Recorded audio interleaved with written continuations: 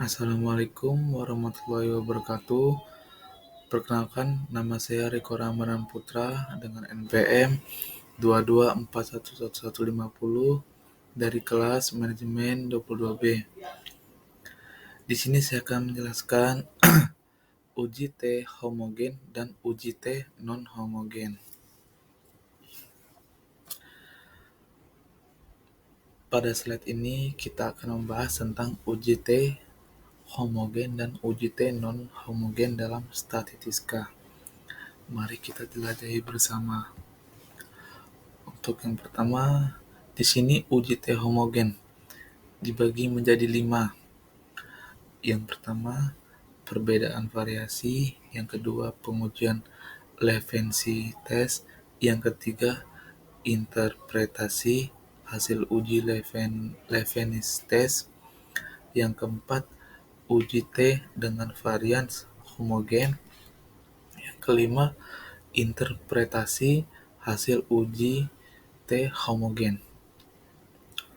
Untuk yang pertama, perbedaan variasi, yaitu uji asumsi perbedaan variasi dalam kelompok. Yang kedua, pengujian Levensy test menggunakan uji Levensy test untuk menguji homogenitas. Yang ketiga, interpretasi hasil uji Levensy test menganalisis hasil uji Levensy test untuk melihat apakah varian homogen atau tidak. Yang keempat, uji T dengan varian homogen. Melakukan pengujian T menggunakan asumsi varian homogen.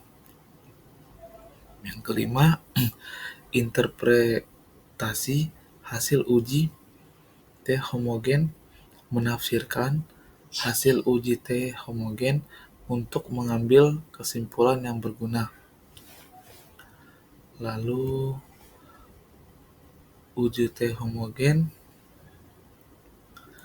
juga di sini ada yang pertama pengujian Wells test. Yang kedua, interpretasi hasil uji Wells test. Yang ketiga, uji T dengan varian non homogen.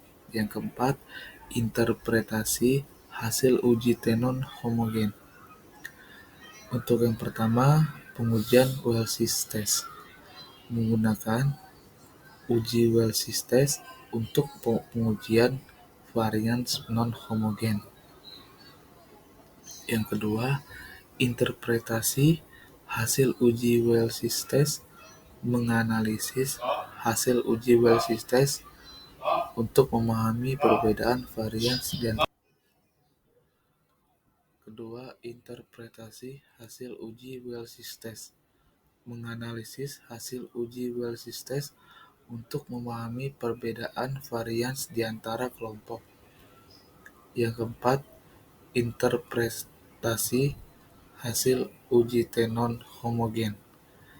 Itu menafsirkan hasil uji T non homogen untuk mengambil kesimpulan yang akurat. Lalu ada perbandingan uji T homogen dan uji T non homogen. Yang pertama, uji T homogen memeriksa apakah kelompok memiliki variasi yang sama sebelum melakukan uji perbedaan atau rata-rata. Uji T non homogen mengizinkan variasi yang berbeda di antara kelompok tetapi dengan beberapa konsekuensi. Lalu uji T homogen itu kita balik lagi dengan uji T homogen, perbedaan variasi, pengujian Levensy test, interpretasi hasil uji Levensy test, dan juga uji T dengan varian homogen. Terakhir, interpretasi hasil uji T homogen.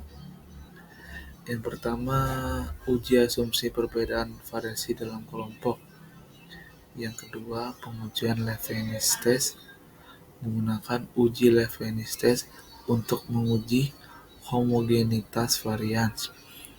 Yang ketiga, interpretasi hasil uji Leibniz test, menganalisis hasil uji Leibniz test untuk melihat apakah varian homogen atau tidak. Yang keempat, ada uji T dengan varian homogen, melakukan pengujian T menggunakan asumsi varian homogen.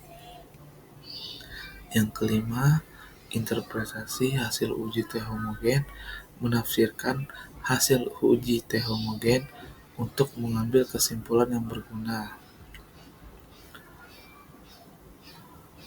Uji T non homogen itu pengujian Wheelesis test.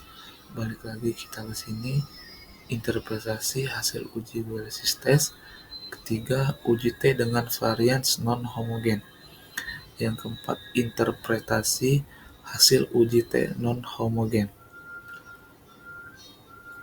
Yang pertama itu menggunakan uji Wells test untuk pengujian varian non homogen.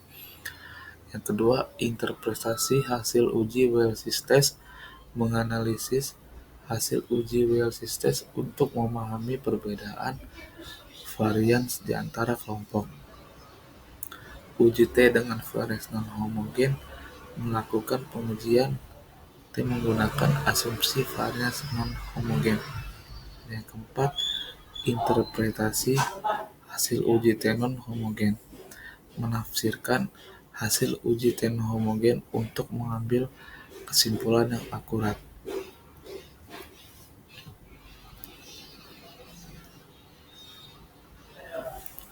Yang terakhir, di sini kita akan ada kesimpulan dan aplikasi praktis. Dengan menggunakan uji T homogen dan uji T non homogen, kita dapat memahami perbedaan dan kesamaan variasi dalam kelompok data. Informasi ini dapat membantu pengambilan keputusan dan analisis statistik kita.